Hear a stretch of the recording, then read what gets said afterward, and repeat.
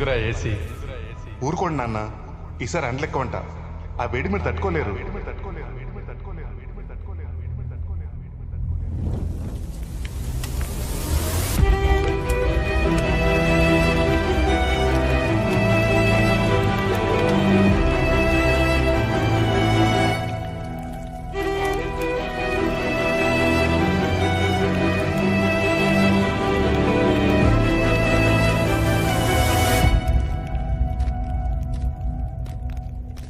తప్పలేదురా.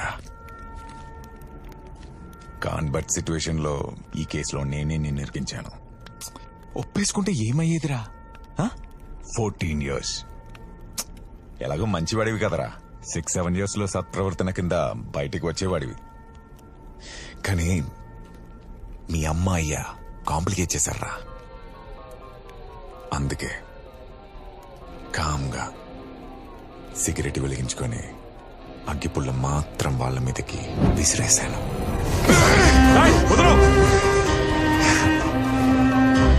అప్పుడు బ్రతికేస్తారేమో అని చిన్న డౌట్ వచ్చిందిరా. మళ్ళీ ఇంకో సిగరెట్, ఇంకో అగ్గిపుల్ల.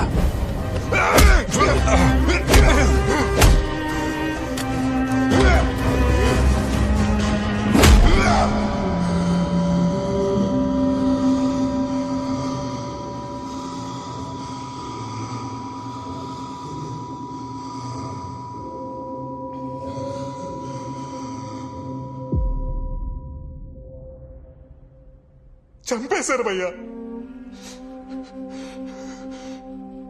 డ్యూటీలో ఉన్న పోలీస్ ఆఫీసర్ని కొట్టానని నా మీద ఇంకో కేసు ఫైల్ చేశారు.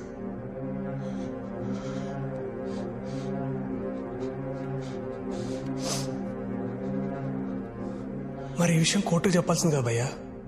వాడే చంపాడని ప్రూవ్ చేయాలంటే నేను కోర్టుకు వెళ్ళాలి. అదే వాడినే చంపాలంటే ఈ జైలు దాటితే చాలనిపించింది.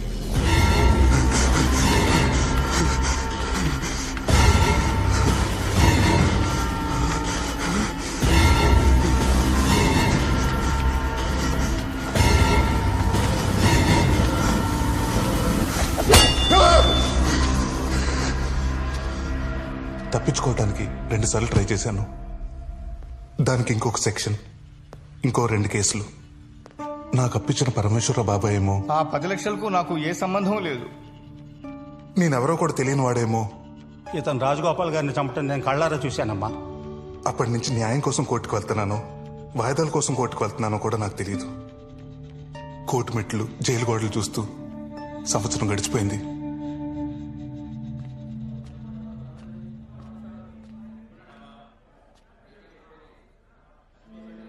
నేను కలవడానికి మీనాక్షి వాళ్ళ నాన్నగారు వచ్చారు. రండి అంకుల్.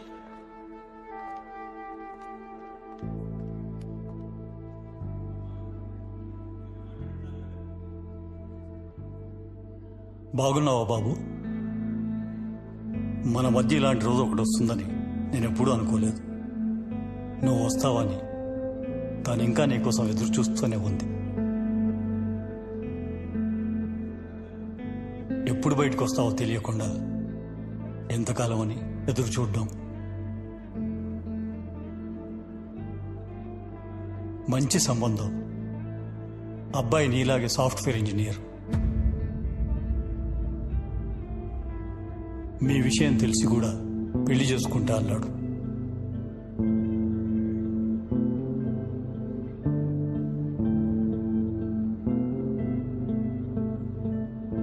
నిజమే మీనాక్షి,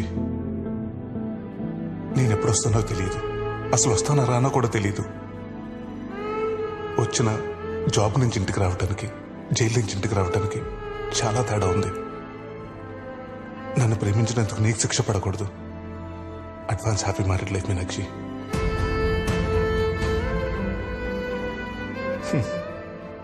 నువ్వు అనేదనో కదా, పిల్లలు చెప్పడానికి ఒక కథ ఉండాలని. అవును, ఇప్పుడు అది నీకుంది. బాయ్.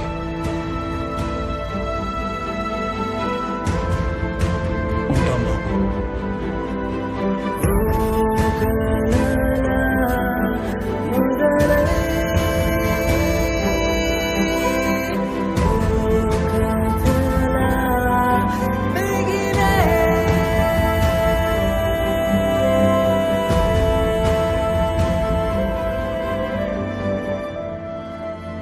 కలకత్తంటే మామూలుగా మాట్లాడడానికి వస్తారనుకున్నాను కానీ ఇలాంటి డెసిషన్ తీసుకుంటారనుకోలేదు బా.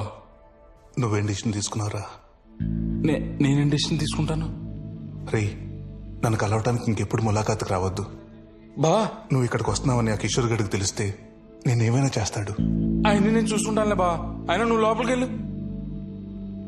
నేను ఇష్టపడే వాళ్ళందరూ నా లైఫ్లో నా కాకుండా దూరం అయిపోయారు. ఇక నాకు మిగిలేదు నువ్వేరా. ఈ కేసుల నుండి బయటకు వస్తే నన్ను తీసుకెళ్ళటానికి రా. ఇక్కడే పోతే బా నా శవాన్ని తీసుకెళ్ళటానికి రా. రే నన్ను రావద్దానికి రా. రే బా మీరు చూడకుండా నేను ఉండలేను రా. రే బా చిన్నప్పటి నుంచి నేను వదిలి ఎప్పుడూ లేను రా. బా నా వల్ల కాదురా. బా రే నన్ను అర్థం చేస్తారా ప్లీజ్ రా. బా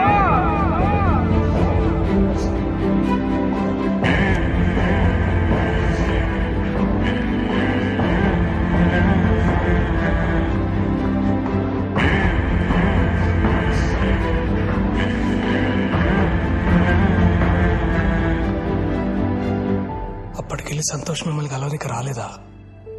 నేను కోర్టుకు వెళ్ళిన ప్రతిసారి నన్ను చూడటానికి వస్తున్నానని తెలుసు. నా మాటకు వాల్యూ ఇచ్చి నాకెప్పుడు ఎదురుపడలేదు.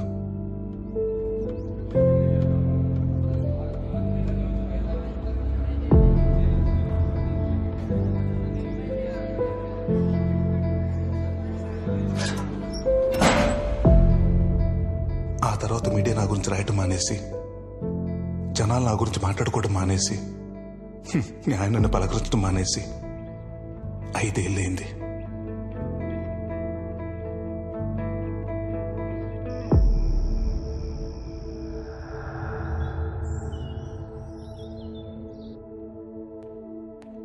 సూర్య, నిన్ను గలవనికి ఎవరో వచ్చిండ్రు. ఏంది ఆలోచిస్తున్నావు? నిన్నెవ్వరు గలవక 4 ఏళ్ళాయి. పోయి కలవరాదు.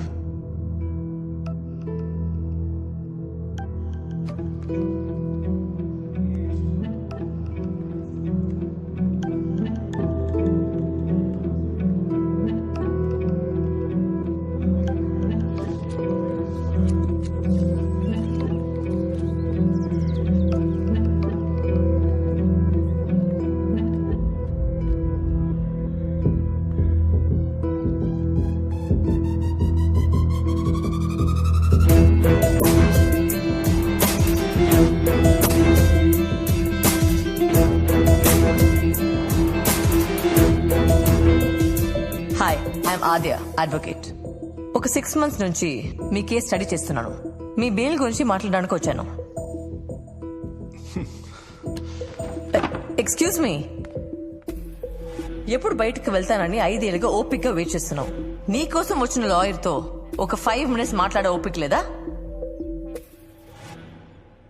5 ఏళ్ళు కాదు, 10 ఏళ్ళైనా వెయిట్ చేస్తా. నేను చచ్చే లోపల బయటకు వస్తా, వాడిని చంపేస్తా. చెయ్యని నేరానికి 5 ఏళ్ళు ఇక్కడ ఉన్నావు. మర్డర్ చేసి ఇంకొక 14 ఏళ్ళు ఉంటావా? ఆవేశం సమస్యల్ని సృష్టిస్తుంది, ఆలోచన దాన్ని పరిష్కరిస్తుంది. క్రికెట్ ఆడుతుంటే చిన్న గొడవైందంట. మా వాడు నిన్నేదో తప్పు మాట అన్నాడంట. అందుకే ఆవేశంలో మీ సూర్య మా వాడిని కొట్టాడు. నేనే నీకు సారీ చెప్పాలి సత్యం. ఆవేశంలో కొట్టిన తప్పే కదండి. రే, ఆవేశం సమస్యను సృష్టిస్తుంది, ఆలోచన దాన్ని పరిష్కరిస్తుంది. ఇంకెప్పుడు ఆవేశంలో తప్పు చేయకు నాన్న. బయటకు వచ్చి ఏం చేయమంటారు? అమ్మా నాన్న చెప్పినోడు కళ్ళ ముందు తిరుగుతుంటే గుడ్ మార్నింగ్ గుడ్ నైట్ చెప్పంటారా? రివెంజ్ తీర్చుకో, అది చట్ట ప్రకారం తీర్చుకో. ఇండియన్ పీనల్ కోడ్ టార్గెట్ శిక్షలు వేయడం కాదు సూర్య, న్యాయం చేయడం కూడా. చట్టంలో నాలంటుడికి న్యాయం చేసే సెక్షన్లు కూడా ఉన్నాయా? ఉన్నాయి సూర్య. ఎవరైనా వ్యక్తిని అన్యాయంగా ఇరికించి జైలుకి పంపిస్తే అతను జైలు నుంచి బయటకు వచ్చాక తనని ఇరికించిన వాళ్ళ మీద వేసే కేసు సెక్షన్ 211 ఆఫ్ ఐపీసీ. ఆ సిఐ కిషోర్ నిన్ను ఇరికించాడు కాబట్టి నువ్వు అతని మీద సెక్షన్ 211 కేసు వేసి గెలిస్తే నువ్వు ఇరికించబడ్డ కేసులో నీకెంత శిక్ష పడేదో అదే శిక్ష కిషోర్ కి పడుతుంది. That's the power of section 211. ఇంకా ఆలోచిస్తున్నావేంటి సూర్య? మీ నాన్న చివరి మాట ఏంటో తెలుసా? నా కొడుకు నిర్దోషిగా బయటికి రావాలి. ఆ సిఐ చట్టం ముందు దోషిగా నిలబడాలి. ఇప్పుడు నేనేం చేయాలి? ఈ బెయిల్ పిటిషన్ మీద సైన్ పెట్టు. నువ్వు బయటకు వచ్చాక ఏం చేయాలో చెప్తాను.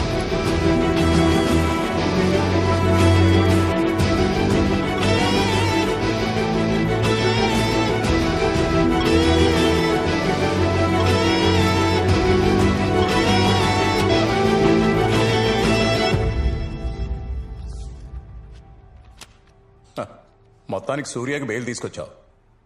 దుర్గారావు, సార్ మేడం గారిని సూర్య సెల్ దగ్గరికి తీసుకెళ్ళు. అట్లానే సార్. Okay sir. రాండి అమ్మా. అమ్మా, సూర్యప్రకాష్ కోసం దేవుడే నిరూపణ వచ్చినట్టుంది. నాకు చాలా ఖుషిగా ఉందమ్మా.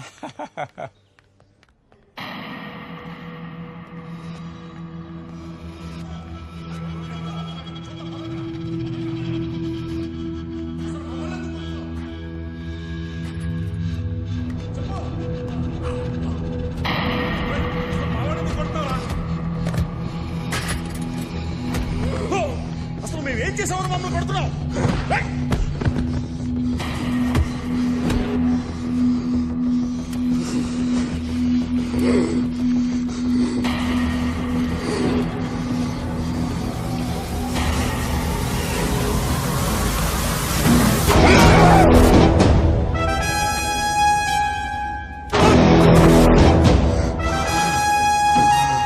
ఆపండి, ఆపండి.